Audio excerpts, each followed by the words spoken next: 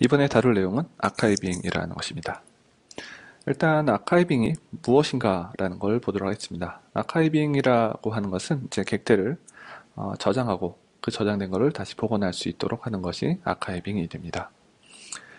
iOS는 이제 맥에서 이제 사용할 수 있는 아카이빙 방법으로는 이제 XML 형태로 이제 저장하고 다시 복원하는 방법이 있고요. 아니면 바이너리 형식으로 저장하고 다시 복원하는 방법이 있습니다. 먼저 XML 형태로 아카이빙 하는 방법을 살펴보도록 하겠습니다. XML 형태로 저장하는 것은 이미 그 파운데이션 프레임워크를 할 때 다뤄본 적이 있습니다. 언제 다뤄봤냐면은 이제 NS Array 아니면 딕셔너리와 같은 이런 타입에는 자체적으로 이제 파일로 저장하는 API를 제공합니다. 이 API로 저장하고 나면은 얘가 이제 XML 형태고요. XML에 보면 이제 plist라고 부르는 태그도 이제 사용되는 것을 볼 수 있습니다. 이렇게 이제 plist 방식으로 저장할 수 있는 이제 데이터 타입들은 이제 제한되어 있습니다. 화면에 있는 것처럼 이제 문자열을 위한 NSString, NSArray, Dictionary, Date와 NSData, Number 이런 제한된 클래스만 이제 사용할 수가 있고요. 그 다음에 클래스 자체 내에서 제공되는 이제 파일 저장하는 기능과 복원하는 기능을 이용해서 사용합니다.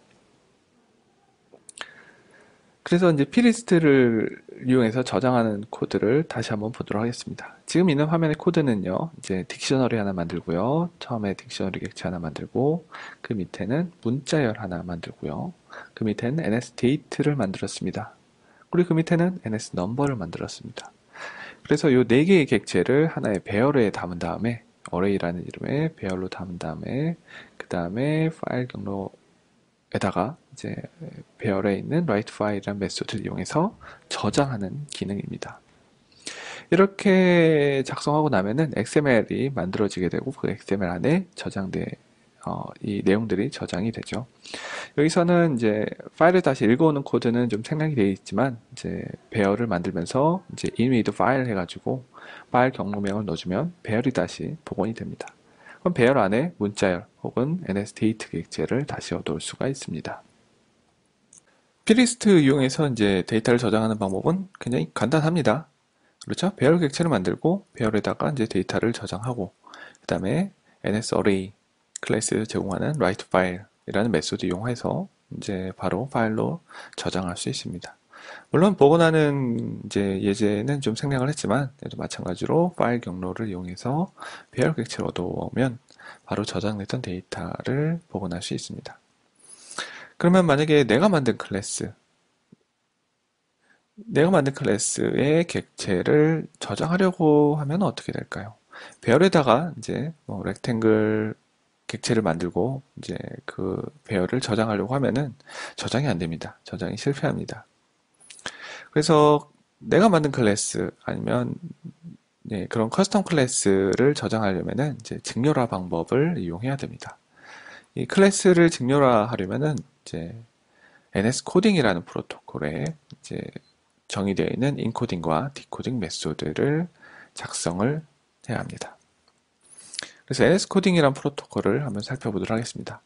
NS 코딩에는 화면에 있는 것처럼 이제 그 인코딩이랑 디코딩하는 메소드가 선언되어 있습니다.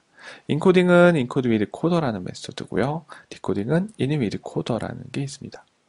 디코딩 메소드는 자세히 보면은 init 메소드입니다. 예, 얼룩의 init이라는 방식으로 이제 디코딩을 합니다.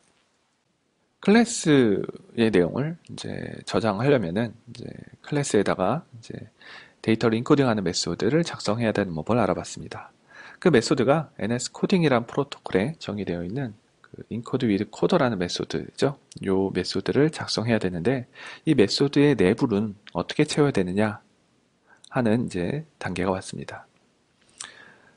이 메소드 내부에는요, 클래스에 선언된 데이터들, 멤버 변수나 아니면은 이제 프로퍼티들을 하나하나 다 인코딩하는 코드를 짜야 됩니다.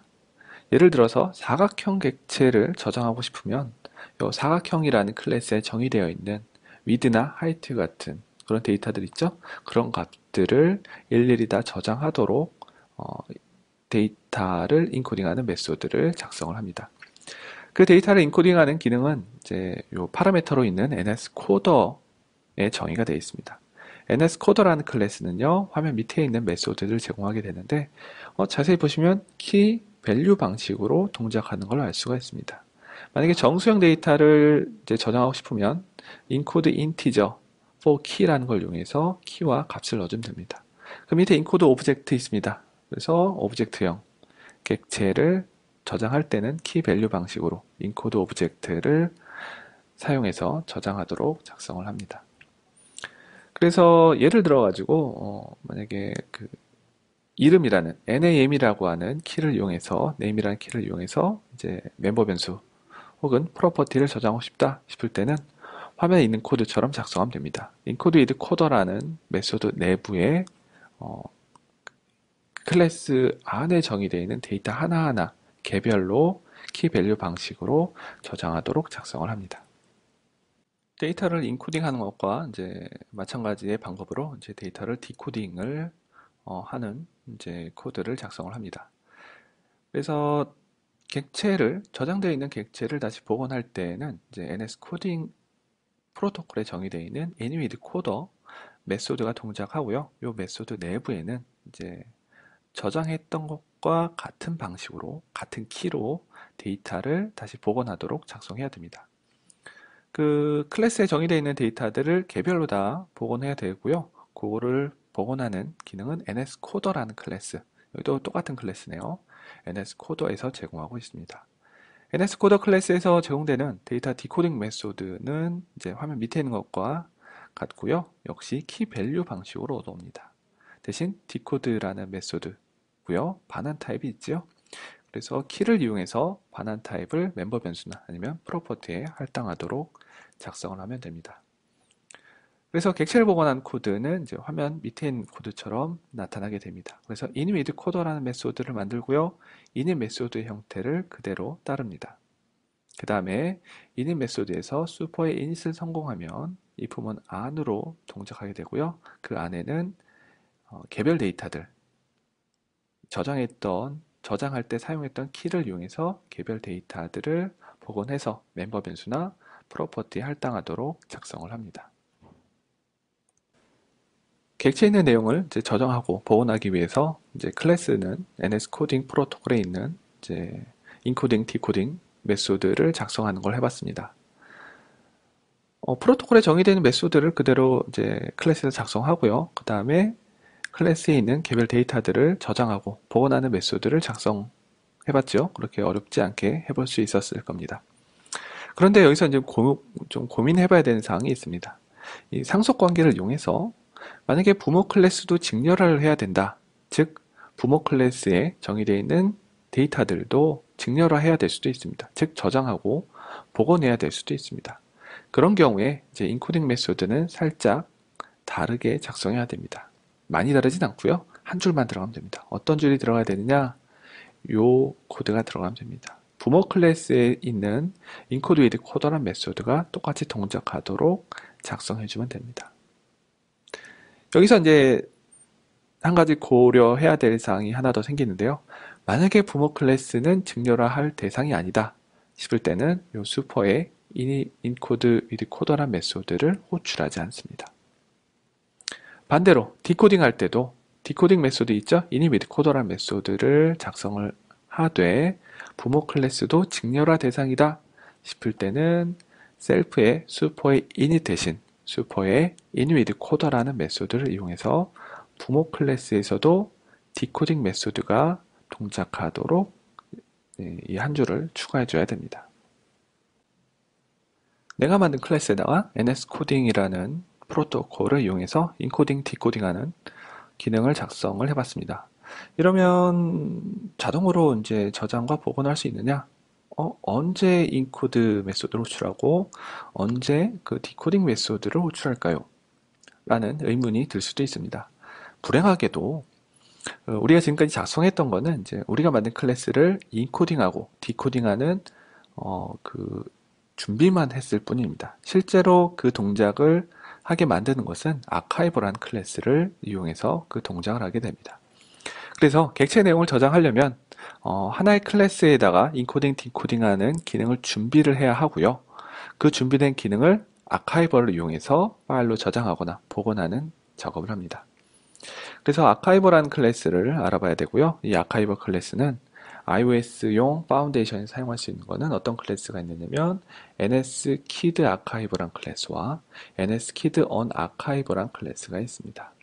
그래서 이런 아카이버, on 아카이버 클래스가 하는 역할은 뭐냐?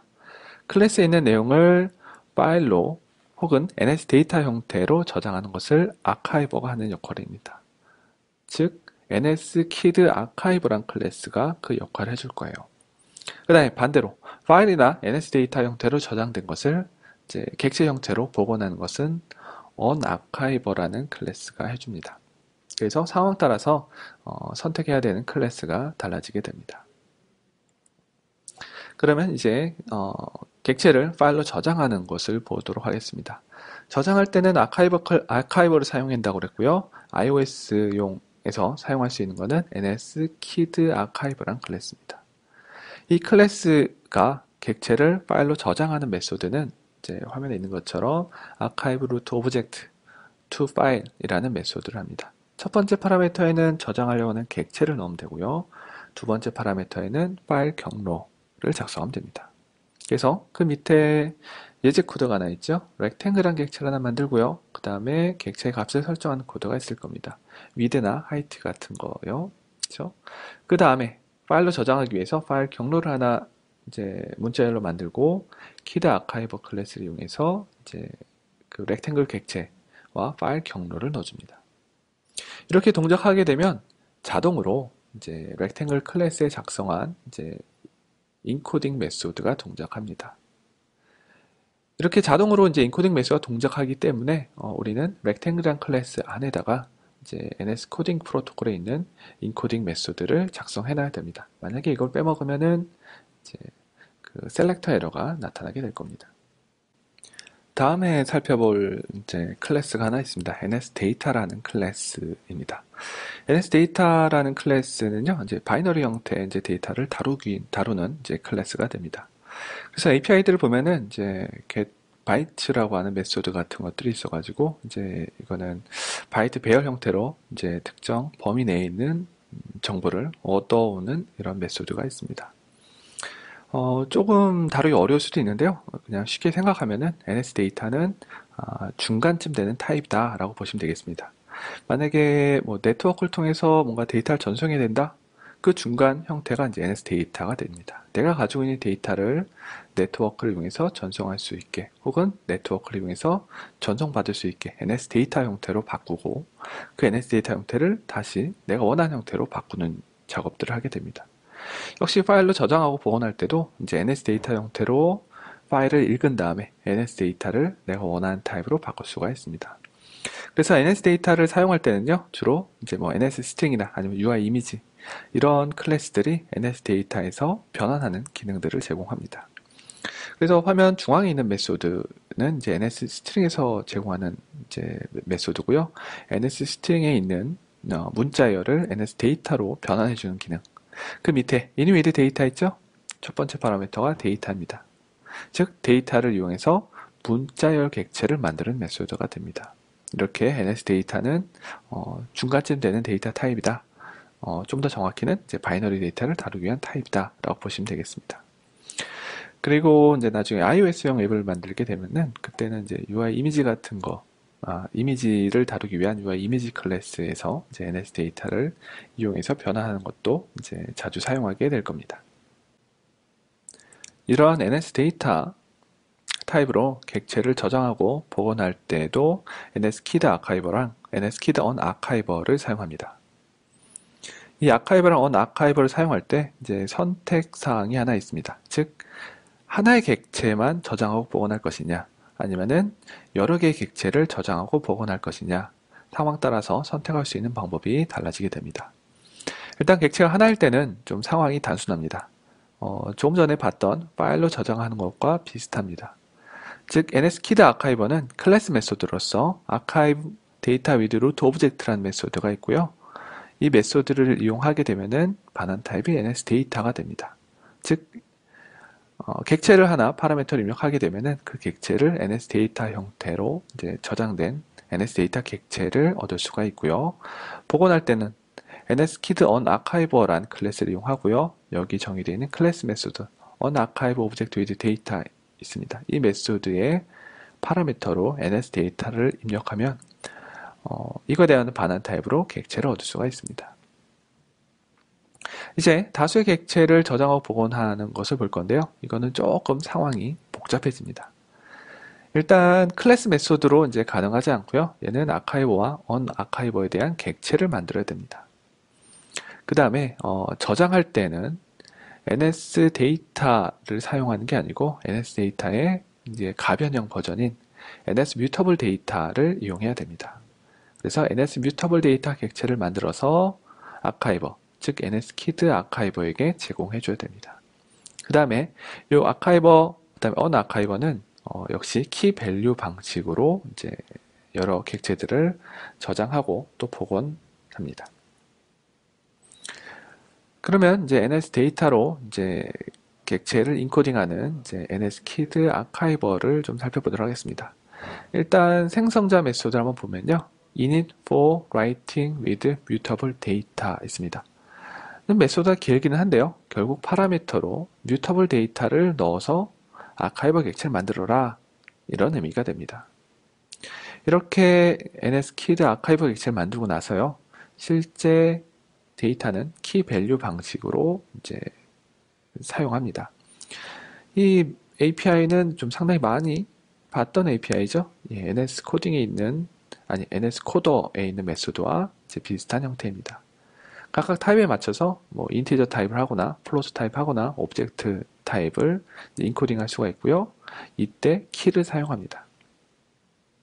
그 다음에 인코딩을 마치면 값을 이제 nsData에 기록하는 걸 마치면 이제 인코딩을 마치는 작업, finish encoding 메소드를 한번 해주게 되면은 nsData 형태로 이제 다 저장이 됩니다. 그래서 예제 코드를 하나 보도록 하겠습니다. 예제 코드 맨 위에 시작 부분에 가게 되면은 nsMutable Data를 하나 만들고요. 객체 하나 만들고 그 다음에 nskid 아카이버를 얼룩에 init하면서 mutable data를 이제 파라미터로 넣습니다. 이렇게 객체를 얻어온 아카이버에게 인코드 인티저, 인코드 오브젝트 이런 식으로 이제 데이터들을 이제 입력을 할 수가 있습니다. 그 다음에 인코딩 마무리하기 위해서 아카이버의 finish encoding 이 메소드를 사용하게 되면은 인코딩 과정을 마치게 되고요. 그 다음에 그 mutable data에 이제 저장이 다 되어 있습니다.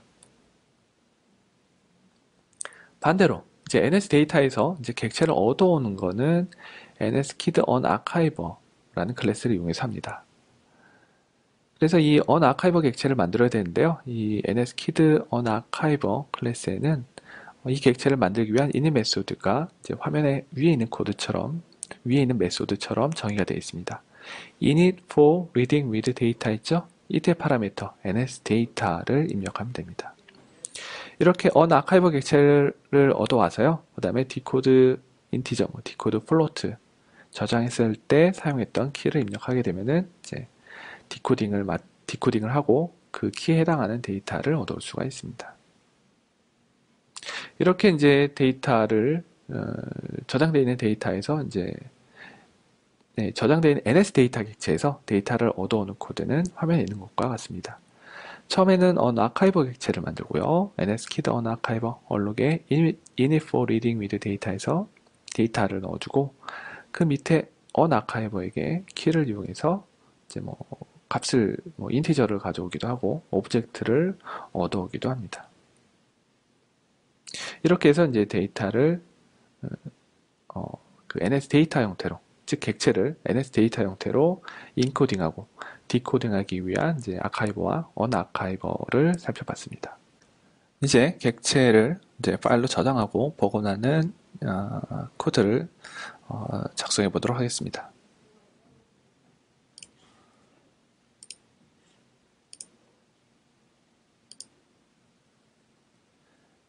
이제 객체를 이제 파일로 저장하고 복원하는 이제 코드를 작성해 보도록 하겠습니다. 일단 렉탱글이라는 클래스가 있습니다. width랑 height에 대한 두 가지 데이터를 가지고 있고요. 프로퍼티로 선언해 놨습니다.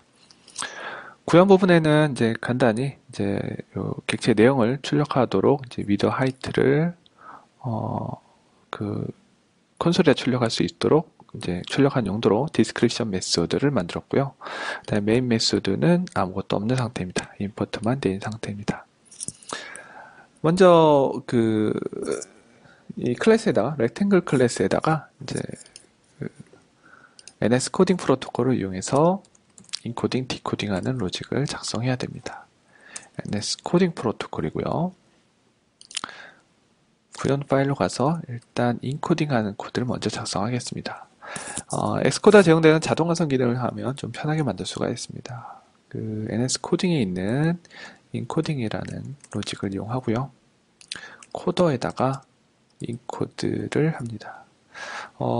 인티저 타입도 여러 가지 타입이 있는데 여기서 그냥 가장 간단한 인트 타입으로 처리하겠습니다. 가로의 길이를 저장할 width라고 하는 키를 이용해서 가로 길이를 저장하고 높이도 똑같이 height라는 키로 저장하도록 작성했습니다. 그리고 저장된 객체를 다시 복원하는 메소드가 inwithcoder라는 메소드입니다.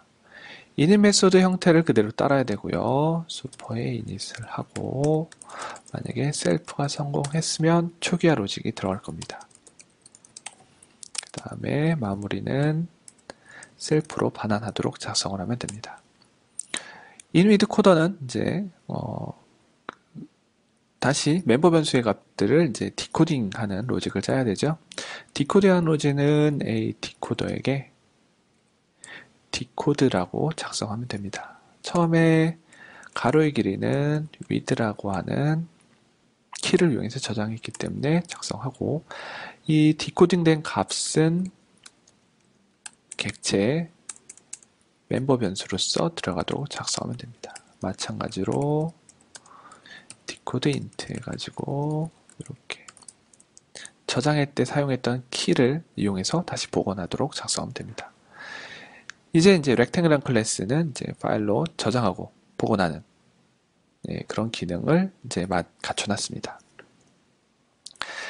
그래서 요 렉탱글이라는 클래스에 있는 기능을 사용하려 하기 위해서는 이제 아카이버라는 클래스를 이용해야 되죠. 일단 렉탱글 객체를 하나 만들어 놓고 시작해 보도록 하겠습니다.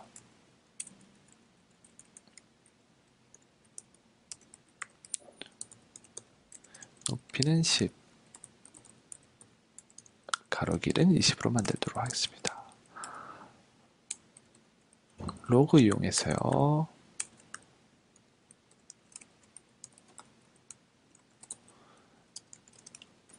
파일로 저장하기 전에 렉탱글에 대한 정보는 사각형에 대한 정보는 이렇게 되어 있습니다. 가로의 길이가 안 들어갔네요. 가로의 길이를 작성해 놓고 런을 하면 가로의 길이와 세로의 길이가 들어가 있는 걸 볼 수가 있습니다. 이것을 이제 파일로 저장하도록 작성해 보도록 하겠습니다. 파일로 저장하기 위해서는 ns kid archive라는 클래스를 이용해야 되고요. archive root object to file이라고 입력합니다. 저장하려고 하는 객체는 렉탱글 객체고요. 파일에 대한 경로를 넣어줘야 됩니다. 파일 경로는 미리 만들어 놓은 경로를 이용하도록 하겠습니다. 저장이 잘 됐나 안 됐나 불리한 타입으로 결과를 확인하고 실패했는지 안 했는지 로그로 확인해 보도록 하겠습니다.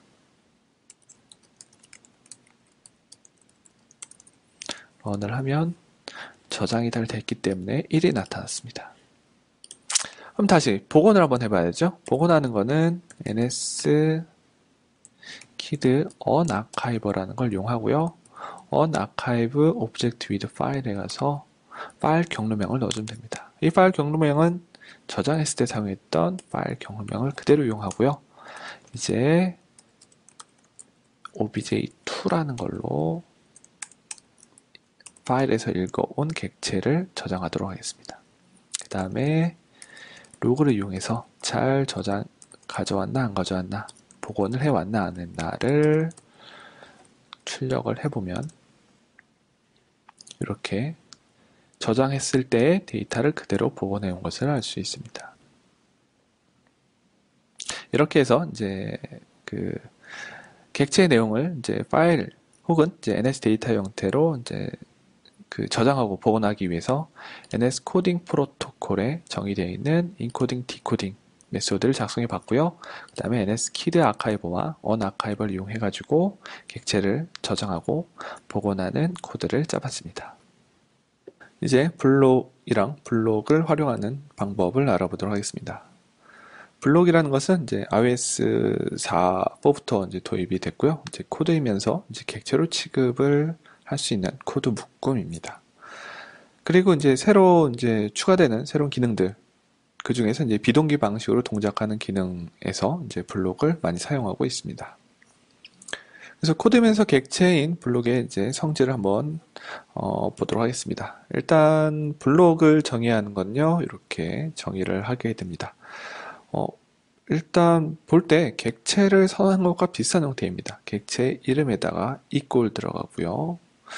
그런데 좀 다른 점은 뭐냐? equal 이후의 부분은 코드입니다. 그래서 블록은 이제 객체이면서 이제 코드의 모습을 띠고 있습니다.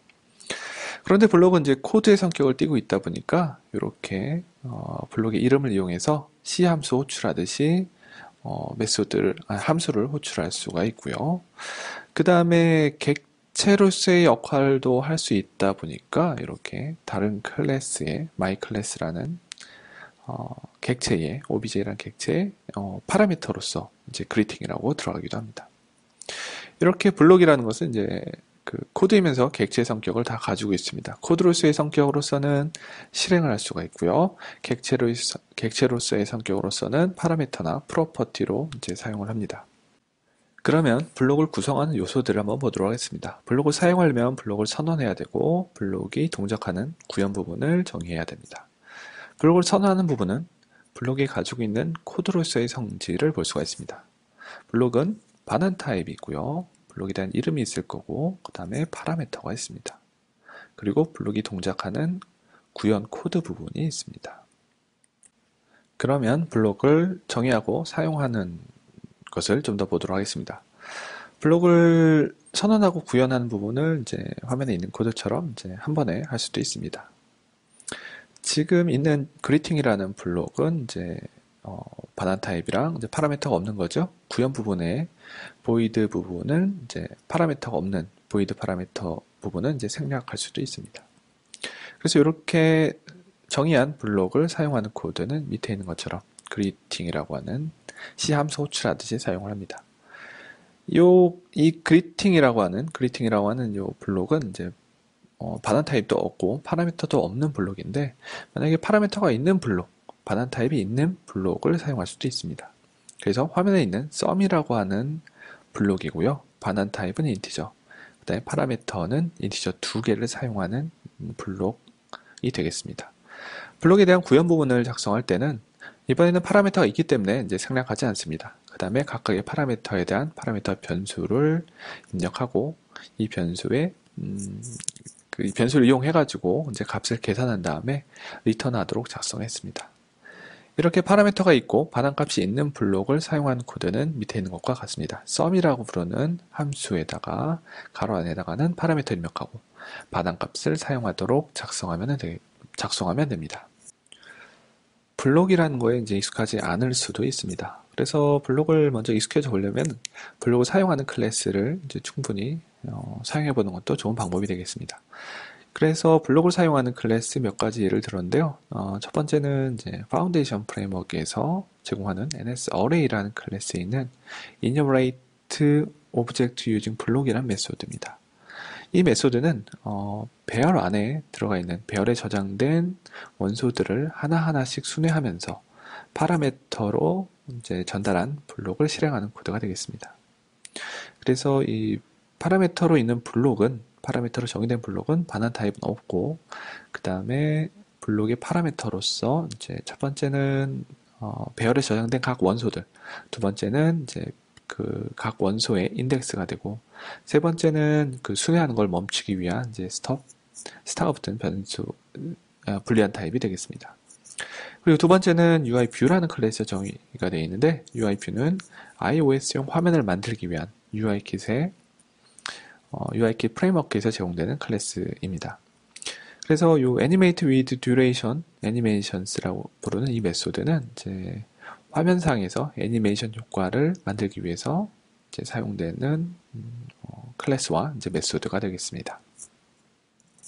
그래서 이제 NS 어레이를 한번 사용해 보도록 할 건데요. 요 블록을 사용하는 이제 메소드를 사용할 때는 두 가지 방식으로 사용할 수가 있습니다. 먼저 첫 번째 이제 인라인 방식입니다. 인라인 방식은 이제 그 코드에서 보자면 이제 enumerate object using block 다음에 블록의 구현 부분을 정의하면서 바로 이제 파라미터로서 사용하는 방식입니다. 그리고 두 번째, 별도로 블록을 정의해서 이제 파라미터로 사용할 수도 있습니다.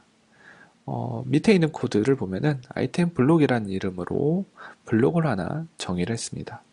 블록을 정의할 때는 이제 배열에서 있는 그 메소드의 파라미터 타입에 맞춰 가지고 블록을 정의했습니다. 타입을 맞췄죠? 처음에는 id 타입이고 두 번째는 unsigned integer 타입이고 세 번째는 불리안의 참조형으로 넘겨받는 타입이 되겠습니다. 이렇게 블록을 아이템 블록이라는 걸 정의하고요. 그 다음에 배열에다가 이제 아이템 블록이라는 블록의 이름을 넣어가지고 동작을 했습니다. 커스텀 클래스에서 이제 블록을 사용하는 이제 API를 만들어 볼 수 있습니다. 블록은 이제 메소드의 파라미터나 혹은 반환 타입으로도 사용할 수 있고요. 아니면 프로퍼티로도 사용할 수 있습니다. 화면 밑에 있는 myClass라는 이제 클래스 선언부가 있고요. 처음에 say라고 부르는 메소드가 있고 이 메소드의 파라미터로서 블록을 정의했습니다. 그 다음에 그 밑에는 이제 프로퍼티로서 선언을 한 건데요. 프로퍼티로 선언하기 위해서 주로 이제 type define을 이용해서 사용합니다. type define 해가지고 반환 타입은 없고 그 다음에 이제 파라미터도 없는 myBlock이라는 타입을 선언했고요. 이 myBlock이라는 타입으로 이제 블록 프로퍼티, 즉 프로퍼티를 선언했습니다. 이 코드가 이제 이 클래스에 대한 이제 선언 부분이 되고요. 이제 클래스에 대한 구현 부분은 이렇게 작성할 수 있습니다. 즉, say라는 메소드의 구현 부분이고요. say 메소드의 파라미터로서 블록이 전달되어 옵니다. 그러면 이 블록을 이제 이 메소드에서 이제 실행을 하겠죠. 그 다음에 프로퍼티 있는 것도 이제 이렇게 셀프.점 이용해가지고 사용할 수 있고, 혹은 언더바를 이용해서 메소드를, 함수를 블록으로 정의된 함수를 실행할 수 있습니다. 그럼 이렇게 myClass라는 이제 그 블록을 이용한 이제 클래스를 선언했다면 얘를 사용하는 클래스는 이렇게 되겠습니다. myClass 객체를 얼룩 init을 하고요. 그 다음에 obj.blockProperty 해가지고 인라인 방식으로 이제 하나의 블록을 프로퍼티로 설정하는 코드가 되겠습니다. 그 밑에 메소드 파라미터로서도 사용할 수 있다고 했죠. 그래서 obj에 say라는 메소드를 사용하되 역시 블록을 인라인으로 이제 사용하는 코드가 되겠습니다. 이렇게 해서 이제 클래스에 myClass라는 데다가 블록을 사용하는 메소드를 선언했고, 그 다음에 블록을 사용하는 이제 프로퍼티를 설정해 봤습니다. 그 다음에 클래스의 구현 부분에서 이제 파라미터로 전달된 이제 블록을 실행하는 걸 해봤고요. 그 다음에 프로퍼티로 설정된 것도 이제 실행해 봤습니다. 그리고 요 myClass를 이제 객체를 만들어서 이제 프로퍼티에 설정도 해보고 파라미터로 블록을 넘겨보는 코드를 살펴봤습니다. 이제 블록을 활용하는 코드를 한번 작성해 보도록 하겠습니다. 먼저 간단히 이제 블록을 하나 정의를 하고요. 블록을 사용해 보도록 하겠습니다. 먼저 할 것은 반환 타입은 없고, 그 다음에 파라미터도 없는 그리팅이라고 부르는 블록을 하나 정의해 보도록 하겠습니다. 이렇게 캐럿을 이용해서 블록에 대한 이름을 작성하고 파라미터는 void로 작성하겠습니다. 지금 이거는 이제 그리팅이라는 블록을 하나 선언한 부분이 되고요. 블록에 동작하는 코드는 이렇게 캐럿을 이용하고 중괄호를 이용하고 세미콜론까지 찍어서 작성을 합니다. 이 동작은 간단히 로그를 이용해서 헬로 월드를 콘솔에 출력하도록 작성하겠습니다. 이렇게 정의한 블록을 사용하는 방법은요, 함수를 호출하듯이 사용을 합니다. 그 다음에 런을 하면 블록이 이렇게 동작을 합니다. 그 다음에 블록이라는 것은 이렇게 나눠서 할 수도 있고요. 아니면은 이렇게 한 번에 정의할 수도 있습니다. 이렇게 해서 런을 하면 똑같은 동작이 일어나게 됩니다. 만약에 파라미터가 있는 이제 블록이라면 이제 반환 타입을 작성하고요. 그 다음에 아까 봤었던 sum이라는 블록이고 파라미터로는 인티저를 작성합니다. 이게 블록을 선언한 부분이고요. 블록이 동작하는 로직은 이렇게 적고, 구현 부분에서는 이제 파라미터로 전달되어 온 이제 파라미터 변수가 필요하다 보니까 이렇게 ij라고 작성하겠습니다. 그 다음에 증거로 줬고, 이제 세미콜론까지 작성하게 되면은 이제 블록에 대한 그 껍데기는 만들어졌습니다. 반환 타입이 있기 때문에 이거에 대한 반환 값을 i 더하기 j에서 적겠습니다. 이러면은 이제 파라미터로 전달되어 온 두 개의 값을 더한 결과, 그 결과를 반환해주는 이제 블록이 되겠습니다. 이 블록도 함수로 호출하듯이 그대로 이용하면 됩니다. 이렇게 결과를 이용하고요. ns로그 이용해서 결과를 한번 확인해 보도록 하겠습니다. 1 더하기 2는 d 해가지고 리절트를 출력하면, 그리고 실행하게 되면은 이렇게 블록이 실행된 결과를 콘솔로 한번 확인해 봤습니다. 다음에는 이제 배열에 있는 블록을 사용하는 API를 사용해 볼 건데요. 이게 블록을 사용하는 코드가 좀 익숙하지 않았을 때 이제 엑스코드가 제공해주는 자동 완성 기능을 이제 충분히 활용하면 더 쉽게 사용할 수 있습니다. 먼저 배열을 하나 간단하게 만들어 보도록 하겠습니다.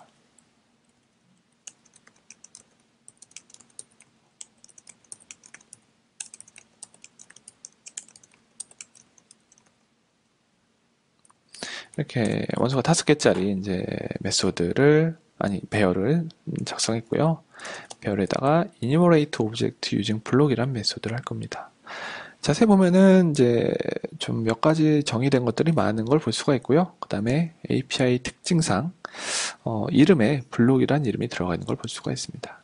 일단 제일 간단한 요 enumerate object using block이라는 메소드를 가지고 가겠습니다. 이렇게 자동 완성으로 하게 되면은 그 메소드에 대한 형식까지 이제 만들어진 걸 볼 수가 있고요. 여기서 또 엔터를 치면은 자동으로 이제 블록의 파라미터 코드까지 작성해 줍니다. 그 다음에 코드를 작성하면 되고, 세미콜론 찍어가지고 이제 메소드 호출식을 완성할 수 있습니다. 그럼 이 안에서는 블록을 이용할 수가 있습니다.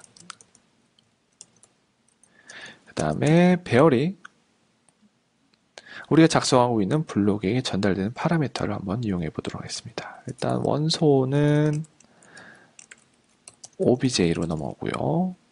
그 다음에 인덱스는 idx로 넘어옵니다. 얘가 unsigned 인티저라서 이렇게 작성해 볼 수가 있습니다. 그러면 배열에다가 이제 이 블록을 파라미터로 넘긴 이 enumerate object using block이라는 메소드가 동작하는 걸 볼 수가 있습니다. 런을 하면 이렇게 배열 원소를 각각 순회하면서 블록에 있는 코드를 실행하는 걸 볼 수가 있습니다.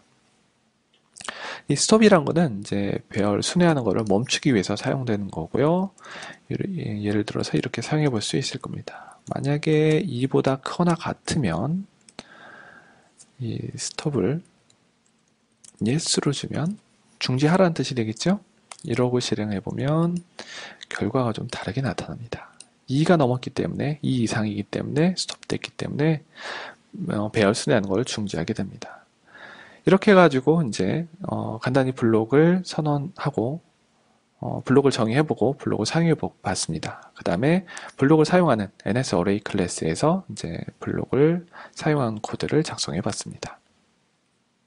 여기까지 해서 블록에 대해서 알아봤습니다. 블록이라는 것은 객체이면서 이제 코드의 성격을 가지고 있는 일종의 이제 코드 묶음이지요. 그래서 블록은 코드로서의 성격도 가지고 있다 보니까 블록을 이제 정의할 때는 파라미터, 그 다음에 실행 코드, 그 다음에 반환값을 이제 주의 있게 봐야 됩니다. 그 다음에 코드로서의 성격이 있다 보니까 C 함수를 호출하듯이 블록을 실행해 봤습니다. 그 다음에 블록은 객체로서의 성격도 가지고 있다 보니까 이제 클래스에서 프로퍼티의 타입으로서 블록을 사용하는 걸 봤고요. 그 다음에 클래스의 메소드의 파라미터 혹은 반환값으로서 블록을 사용하는 것을 알아봤습니다.